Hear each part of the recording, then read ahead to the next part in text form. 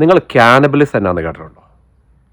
അതായത് ഒരു മനുഷ്യൻ വേറൊരു മനുഷ്യൻ്റെ ശരീരഭാഗങ്ങളോ, അതായത് ഓർഗൻസ്, മീറ്റ് അല്ലെങ്കിൽ ബ്ലഡ്, ഇതൊക്കെ കഴിക്കുന്നതിനെയാണ് ക്യാനബിലിസം എന്ന് പറയുന്നത്.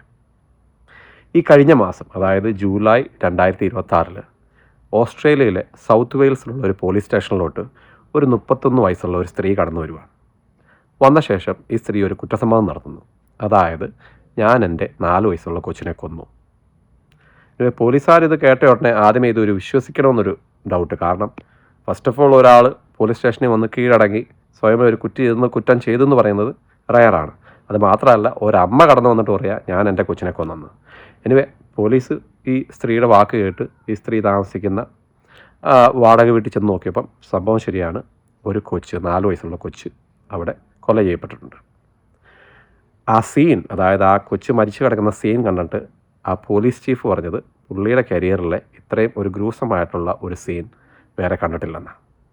അതിന് കാരണം ഈ കുട്ടി ഒരു സാധാരണ രീതിയിലുള്ള ഒരു കൊലപാതകത്തിന് ഇരയായതല്ല.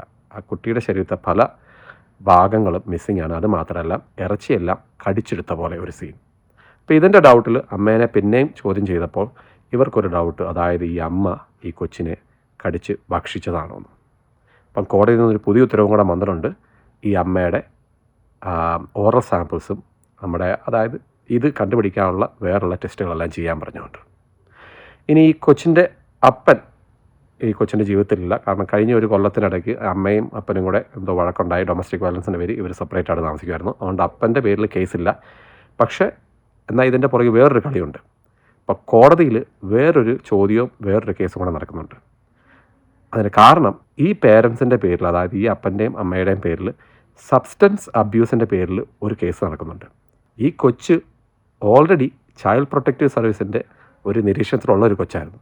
കാരണം ഈ പേരൻസ് നല്ലപോലെ സബ്സ്റ്റൻസ്, അതായത് മയക്കുമരുന്ന് ഓവർഡോസ് ചെയ്യുന്നൊരു ഫാമിലിയാണ്. അപ്പം കോടതിയിലുള്ള ചോദ്യം, അല്ലെങ്കിൽ ഇപ്പോഴത്തെ ഒരു കേസ് നിൽക്കുന്നത്, എന്തുകൊണ്ട് ഇങ്ങനെ ഒരു പേരൻസിൻ്റെ കയ്യിൽ ഈ കൊച്ചിനെ വിട്ടു, അല്ലെങ്കിൽ എന്തുകൊണ്ട് നേരത്തെ തന്നെ ഈ കൊച്ചിനെ ഈ പേരൻസിൻ്റെ കയ്യിൽ നിന്ന് രക്ഷിച്ച് ചൈൽഡ് പ്രൊട്ടക്റ്റീവ് സർവീസിൻ്റെ അണ്ടറിൽ കൊണ്ടുവന്നില്ല. കാരണം അങ്ങനെ കൊണ്ടുവന്നിരുന്നെങ്കിൽ ഈ കൊച്ചിന് ഈ ഒരു അവസ്ഥ ഉണ്ടാകത്തില്ല എന്നാണ് ഇപ്പോഴത്തെ വേറൊരു സൈഡിലുള്ളൊരു കേസ് നടക്കുന്നത്. എനിവേ, കൊച്ചു മരിച്ചു, വെറുതെ മരിച്ചതല്ല. ഇപ്പോൾ പറയുന്നത് അമ്മ കൊച്ചിനെ കടിച്ച് തിന്ന് കൊന്നെന്നാണ് പറയുന്നത്.